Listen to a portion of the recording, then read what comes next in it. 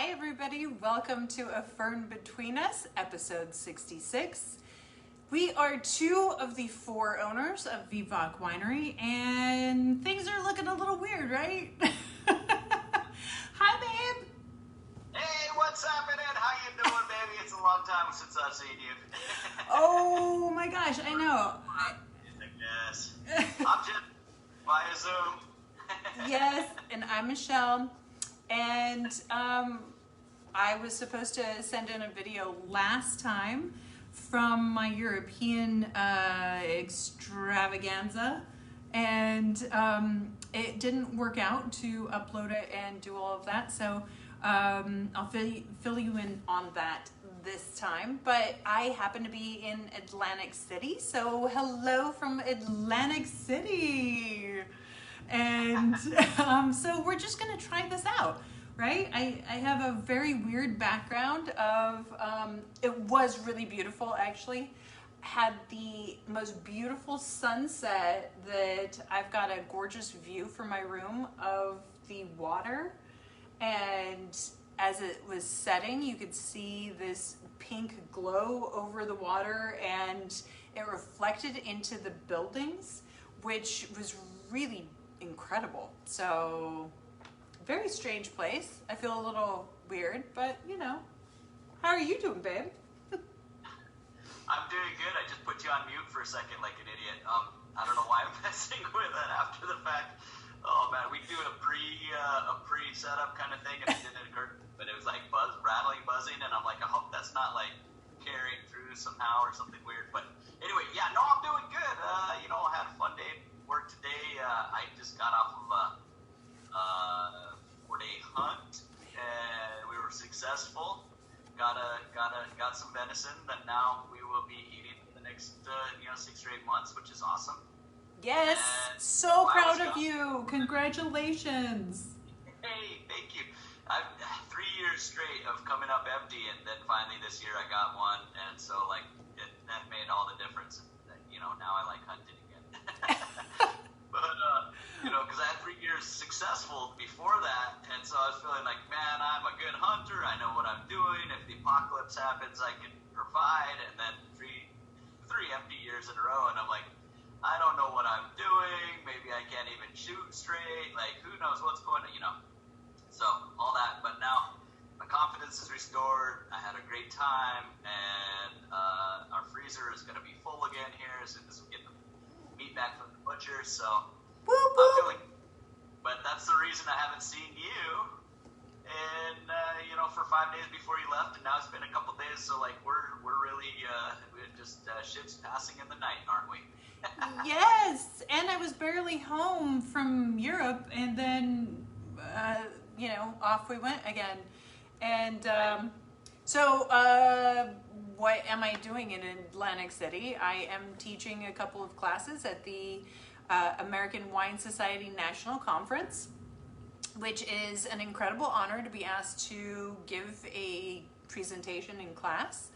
And so I'm not only doing one on New Mexico wines, which of course makes a lot of sense, but also on rosé, and presenting some really interesting wines from around the world. And as it so happens, for all of you wine geeks out there that love your wine books, I am also teaching alongside Kevin Syrah. And I don't mean it to sound like we're giving a class together. I mean, he's another presenter at this conference, and that is really amazing to be in any vicinity of my name listed with his. So I am really excited, and he's going to be presented with an award over the weekend as well.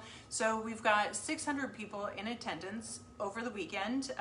They sign up for the entire 2 days of seminars, and then they select their first, second choice.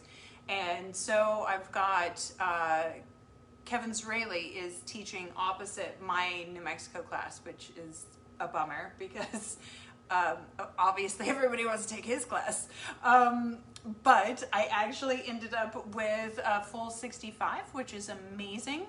And the next day I do a rosé class that is fully sold out. So maybe Kevin will come in and check that out, and then we could get a photo together, which would be really cool. I'm gonna be a dork. I am. I'm just gonna be like, oh my God, can I totally have your autograph and like get a photo? It's because you are a nerd, baby. You're a wine geek if there ever was one. You know what I mean? I do. I can't help it. But I'm really excited to be a part of this, and it's an incredible honor. I don't know what is happening, but all of a sudden, some amazing things have really been coming my way. And so what I was doing in Europe was judging at some of the most elite wine competitions in the world. They are sponsored by OIV, which is a governing body that makes sure that it's the most stringent of rules and check and double check to make sure the judges are on point and that everybody is judging accordingly, and they really don't mess around. And so it is an incredible honor to be able to be at some of these. The Strasbourg event was incredible. They treated me so amazingly. They wined me, they dined me, they took me on tours. Christine and Dave, they were just so amazing. And to be a part of a competition that feels so welcoming and like family, and they appreciate you, and it was incredible. And so I am actually hoping to take Jesse with me the next time. I would love that. So while we're on the subject, why don't we skip over the wines for right this second and go to some of the questions? Oh. We have 3 questions for you that pertain exactly to this topic. So why don't we do that real quick? What do you think? I think that sounds great. All right, somebody wanted to know, why are there so many different wine competitions, and which ones do you like the best, and why? I get asked this a lot, actually. So each area that it's located, it's naturally going to pull more wines from that area. So Vinogora was an amazing experience in Hungary.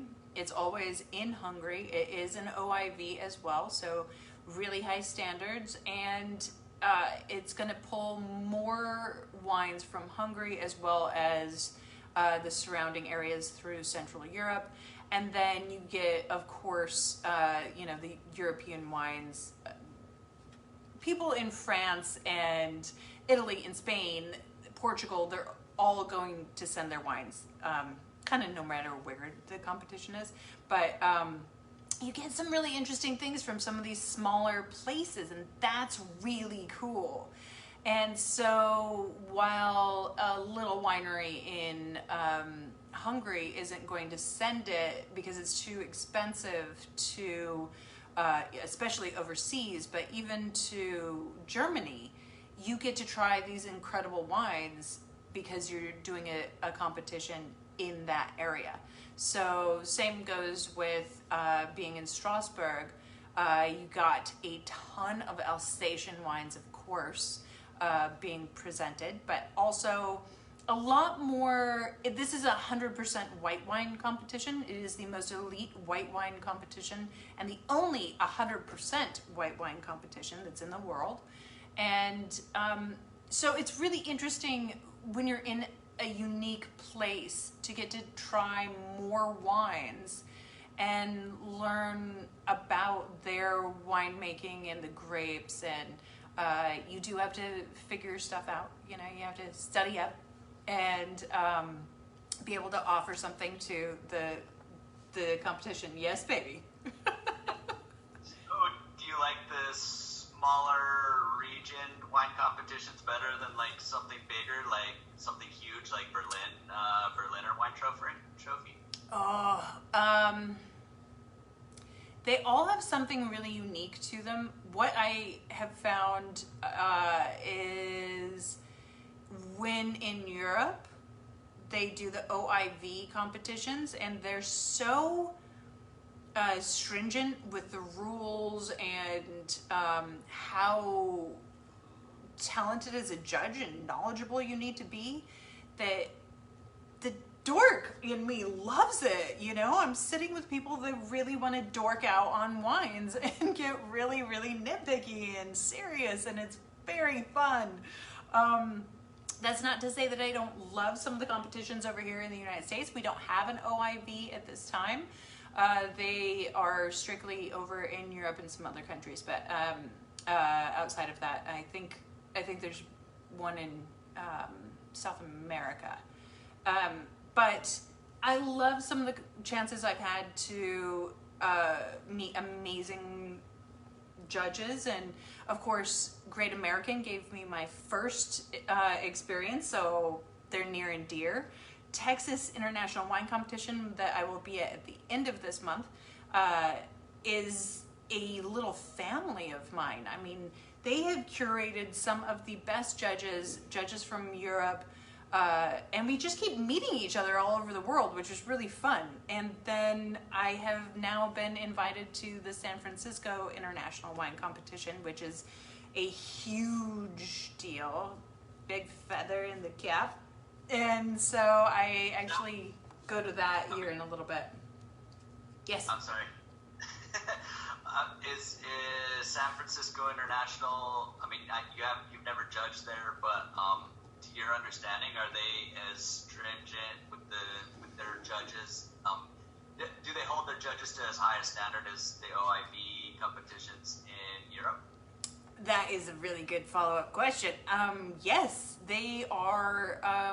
They are not backed by the OIV, but they are notoriously very strict and stringent, which is why it's one of the more elite competitions to get a seat at. And I really kind of fell into this because my mentor is unable to travel, and so he suggested me to replace him. And I will also be doing an article for the Sommelier magazine that he owns in Czech Republic about the competition. So there's a twofold how I snuck in. So I knew you were about to get there, potentially going to get it, and then last I had heard it was off, so this is news to me. I'm very excited. Apparently you'll be gone for another week here soon. But great. Next question for you was That's so funny. Yeah, that's right. You were hunting when it came through. Yes, it's for sure. Do you get paid to do these competitions, and do you ever get tired of tasting all these wines? Those are two separate questions, but go ahead and answer those. It feels like being paid because they usually pay for my airfare and all of my room and board. They wine me and dine me. I get to go on tours of the city. They reimburse me for those things. Like the Berliner Wine Trophy is phenomenal, and they really support going out and seeing the city, and that they reimburse you for that.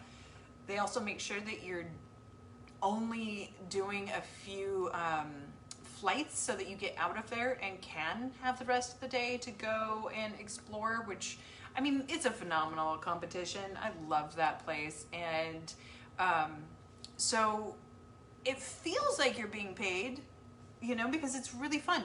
Texas International, last year not last year because everything was canceled in the whole world, but the year before, they had people giving chiropractic and massages at the welcome gala, which was really cool. Oh, that's awesome.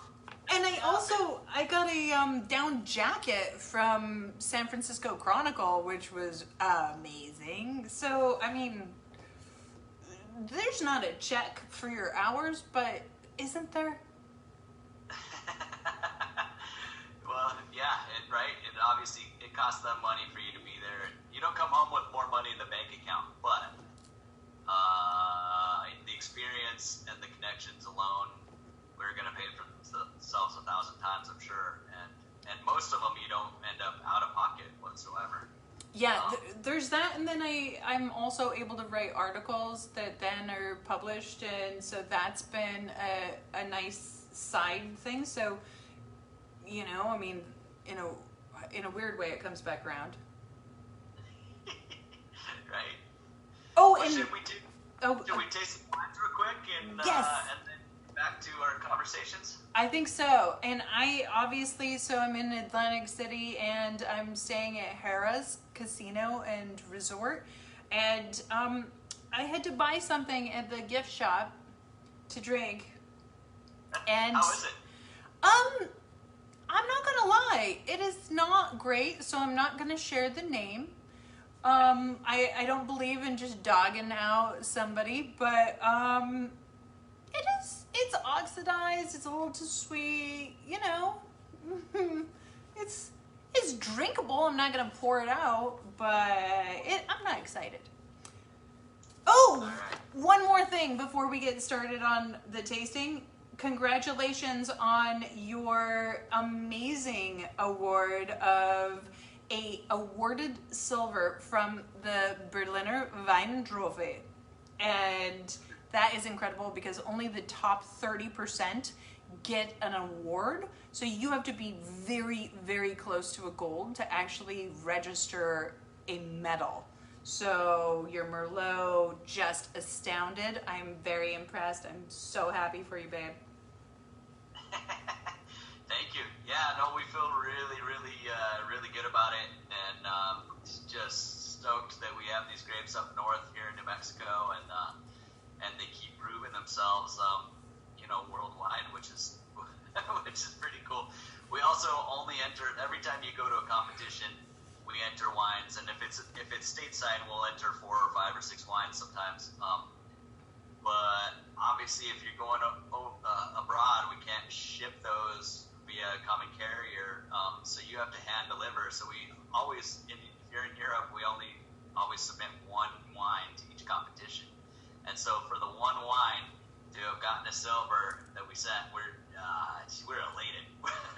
We can't believe it, especially in a competition like that. I mean, with how many judges there were judging for 6 days straight. I mean, oh my God.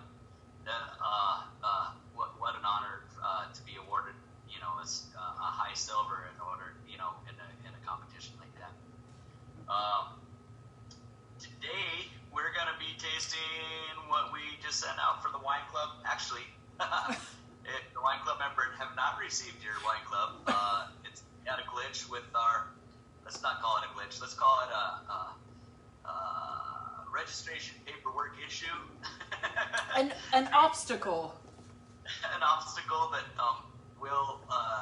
is currently almost totally solved at this point.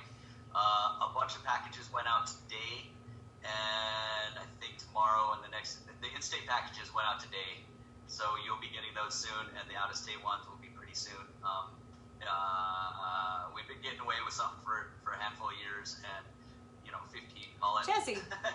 So we No. feel okay. Shush. Okay. Anyway, those are all going out. Those of you in the know are in the know. Anyway, today we are tasting the Syrah, the 2018 Syrah from Abbott Vineyard, and the Aglianico, and regular New Mexico. Sorry, is that right? Or was it the Abbott? I can't remember anything. It's the regular Syrah. Yeah. So, Syrah, what's your take on our Syrah, babe? I mean, it's not there in front of you. You want me to do it? No. I mean, I really love this vintage Syrah in particular. I feel like sometimes it can be too smoky, and this vintage is not. And it really, one of the things I love about your Syrah is that it really presents itself as a northern Rhone. And so we've even had master sommeliers taste it blind and be argumentative because they could not believe that was the wine that they had tasted, they were so sure it was a Northern Rhone. So that's really cool when you nail it, you know, like you're trying to emulate something and then you get it like that. And I love it. I love the dark fruit. I love the complexity. I think it's very balanced. I love that wine. I agree. And I think we're getting better at it, like you're saying, less, trying to get less toasty wood in there. It's just hard to know what your grapes are going to be able to handle and what will complement them. And, we're going on traditional thought processes of what a Syrah, how big is a Syrah, how much wood can it handle? And so we start from the base point of like our best potential guess. But, in some situations like a New Mexico Syrah is not as big as a California Syrah or some other, like most of our wines are not quite as fruity and jammy and stuff like that can maybe carry more wood. And so we, for years, I feel like we've been slightly over oaking, even though we've been pulling back. And sometimes, we're honing our craft, let's say. And I feel like the Syrah is one where all the micro adjustments are gonna make it better and better. I feel time. like, I feel like you guys have been doing that even since the very beginning. Every single vintage you guys look at and then try to figure out how you want to adjust for the next year as soon as you're releasing a wine. And I think that's a really incredible attribute that you guys have, that you're never satisfied with what you're doing as a winemaker. You're always searching, you're always reaching. And I think one of the things, of course, we have the new press this year, but also pulling back on the char of the barrels for all these new barrels is really, I think, an important part, because I think that, that gives it a little bit more delicacy. Yeah, and hopefully that'll shine through, and in future competitions we'll be ranking even higher, hopefully, sometimes. Competitions are competitions, right? You never know where you're going to rank, and it's even amongst experts, it's individual, right? It is. I mean, the idea with those OIV is that we calibrate. So we calibrate before we even start the entire room. We calibrate among the panel. We adjust. We then talk about it too. If somebody says, this is a really excellent wine. So this could have happened with your Merlot. Let's say it was at my panel and we discuss, everybody ranked it really high. It's a really high silver. Do we bump it into gold? But if it's not going to rate in the highest 30% score, do you bump it? Because then they don't actually get a medal from the competition. And getting a medal is a big deal from these particular competitions. It's very different over there. So that conversation could have happened where it's like, it's a gold, but I'd like to see them actually get a medal. And, I sat on a panel, so the golds that we ended up giving out for my panel of Merlots, which, by the way, they make sure that I don't get any of my wines. They register them and my number so that they make sure that it's at a completely different table. We don't know, it's separate. But and for every judge, of course. Yes, absolutely. Anybody submitting wines are not allowed to judge their own wines. But the golds that we gave out that actually medaled were Grand Cru Bordeaux's. So you had some stiff competition, So it's not like,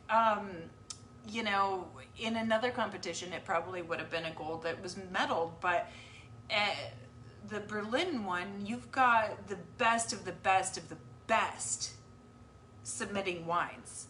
and it's no joke. So actually walking away with the silver is huge. Anyway, sorry. Oh yeah, that's why we feel great about it. So Aglianico. So Aglianico, yeah. This is one of our favorite wines. It's also if anybody that's a fan of tannins, anybody that's a fan of big Bordeaux or super Tuscans, or I don't know, Brunellos or something, where you like a wine that's just so much tannins and dries your mouth out. This is the one on our list for you. and we I've loved it ever since. It holds a perfect slot for us, where we're just like, this is bigger than a Cabernet in lots of ways. I don't know. To me it's just I've always just loved it, and it's mostly like as being a fan of the big tannins. Originally, they thought this might have come from Greece, and apparently through DNA testing, they know it does definitely come from Italy at this point, as its origins or whatever. But it's primarily grown down north of the boot heel in Italy, and that's where it usually comes from, or on the market, that's where you find it from. But we grow some here in New Mexico, not us personally, but down south, and it's amazing. We love it. Absolutely. I think this is a great wine, especially if you have a bigger bowl glass. It really opens up. Or if you have a decanter, decant it, because it is so bold. And I think that there's a difference in talking about bold wines too. A lot of times people are thinking bold means really jammy and kind of sweet. Oh, that was so cute. Yeah, I got it. Okay, we're good. I liked the first one. That was so cute. Aw. Bless you, or whatever. What do you like to say? I always say salud. Oh yeah. I'm not trying to discriminate based on religion, so I just say salud. One of these days it's gonna stick with me, but it's just an instinctual thing. I just say bless you. Well, the grandparents, if it wasn't bless you, it was gesundheit. That was like my version, but I use the New Mexico version. Salud. I like it. All right. But so, a lot of people think bold means it's just really jammy and sweet and, like a giant Australian Shiraz. And bold can be a lot of things. And one of the things that I think is great about your Aglianico is that it's bold. It has a lot of depth. It has so much flavor.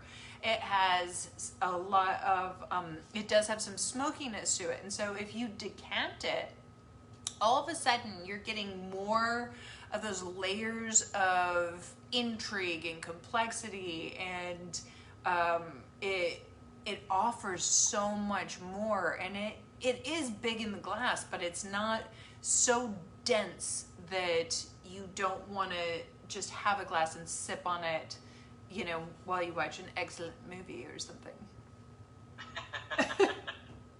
I do that too, though, man. I'll drink it watching a movie, but yeah, you're right. It's best if you're thinking about it, while you're drinking it. But right, well, or like with game meat.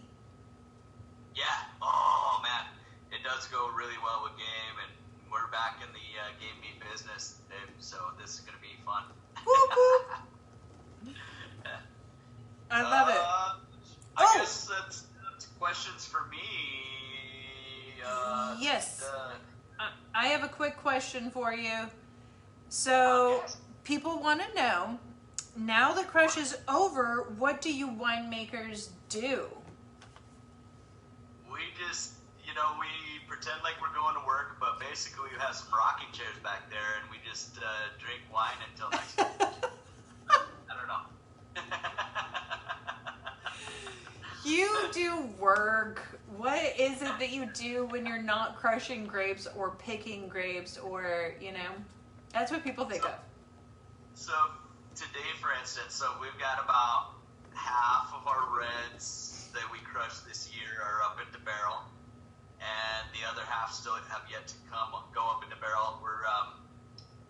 Today I was tasting through all the wines, make sure nothing's going awry. So I tasted every barrel that's up in barrel at this point.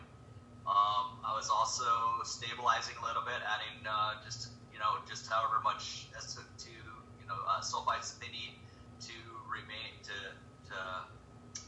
not let the spoilage organisms, because there's spoilage organisms everywhere. So at this point, I'm just making sure that the spoilage organisms that are in there are not going to take root and start changing the wines. And if they are starting, like by tasting through, I can taste if something weird is going on, or starting to possibly happen. And also just to kind of take inventory, like now they've all started settling down, you can really start seeing what their wines are gonna be, potentially, if we don't mess it up. And basically kind of like setting a baseline for where this wine should go, how long an oak, maybe how things like that. Maybe even start kind of gleaming like what blends may do well in the spring when we pull them down and do some blending and stuff like that. Over the coming weeks, we're still some of our red wines that just got pressed off 3 weeks ago haven't even been racked. So we were taking all the clear juice off the top of like the sludge, the sediment kind of falls out to the bottom, and we're doing some of that to our last wines, our last wines of the season. And then like next week and the week after, I'll start pulling down some older wines that need to come out of barrel and putting up some of the newer wines that want to go into barrel, and stuff like that. But then it's also time to take care of other projects. So we've been clearing some more land for some more vineyards. We've been we're gonna add a little portal onto our tractor shed. Yay! It's gonna be fun. Putting up the plexiglass walls around the patio so people on the patio can stay cozy. As the fall wears on, the breeze gets cooler and cooler, so people kind of want to shelter behind don't want to be blasted with the cold wind, and then they can kind of enjoy some of the heat coming off our heaters and stuff like that on the patio. I love those new heaters. Those are so great. They have a little something. They take a small amount of edge off. Obviously if it's too cold, it's gonna still be too cold, but it really matters in the fall and the spring when it's marginal. Especially with the plexiglass walls, you don't get that blast of wind, and then the heat. They're actually like really good heaters. I hate when I go to a place and it's those stand-up ones that we used to have that just barely radiate out and you're cold. These are from up above. I love that. And at some point maybe we might offer lap blankets like they do throughout Europe. Maybe we should do it. I think somebody should do. Should we? Liliana and I, we bought blankets. We had this all set, and Jesse and Chris decided that it was weird, and they gave them away. Let's do it again. I actually want it again, and we'll do it, and then Chris and I won't feel weird about it, because I've experienced that in other places and I loved it. So now I know that it's a thing. When the ladies tell you it's a thing, you should just believe us.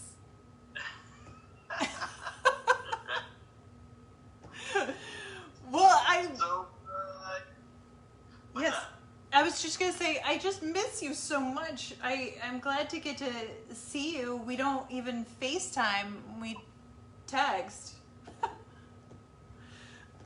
And talk. We talk on the phone, like once last week we got to talk on the phone, but I was out of reception quite a bit, so maybe we'll talk once more this weekend. But this was good. I know, see you do well on this thing, but I already know you, Brady, so that's, we're... I was going to say, that's okay, yeah. But for those of you that are watching, I do have a shirt that came all the way from the Czech Republic. I do have to do the show. Check out the beautiful wines of, check out the beauty of the wines of Czech Republic. It's hard to read upside down, but yeah, so that came from the Czech Republic. It's a little sexist. It's a busty shirt. It's kind of a busty shirt there, babe. I think it was meant to be. I think that's the joke. I like it. But that is why I'm gonna wear it with pride here and salute the wines of Czech Republic. I love to support my mentor, who is Dr. Luboš Barta, who is from the Czech Republic and has done such amazing things for me. I love the wines of the Czech Republic as well. They are killing it. Oh my God, they have won so many awards. They won Best of Show for multiple categories at the Strasbourg event. No way. Cool. Good for them. Right? So our next show looks like will be December 2nd, and we do have a guest next month, which will be awesome. It's our new business partners. Business partners in their venture. The Amio River Gallery on Canyon Road in Santa Fe is now serving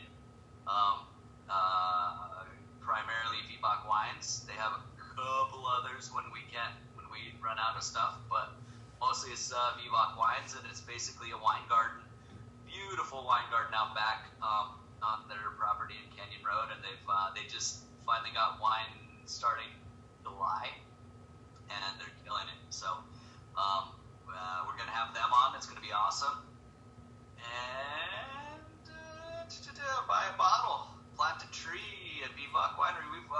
I think we're on track to sell, to plant over 35,000 trees this year, but we'll see what the final number ends up being, but it's somewhere around there in all kinds of cool places around the world. So we're pretty proud and stoked to be able to do that. And I don't know, what else you got, babe? You got something else? No, I think that's kind of everything that we can possibly share at this particular juncture. I am gonna get home from this extravaganza, which is pretty intense. Lots of classes, lots of stuff going on, galas. Ooh, yes. Your rosé is also going to be on every table at the gala at this American Wine Society National Conference on Saturday. So I can't wait to take pictures, get lots of feedback, lots of excitement. I'm working on getting your wines into Kevin Zraely's hands no matter what. But it's a huge honor because not that many wines were selected to be on these tables. So it's really, really exciting. I can't wait. And then I'll get home and I'll get to see you for a couple of days, and then I'm off to San Francisco. Viva Atlantic City, or what's the slogan there? Not Las Vegas, not Viva. Let's see. I was just in Philadelphia last night, and that was the City of Love. City of Love. What's Atlantic City? We don't know yet.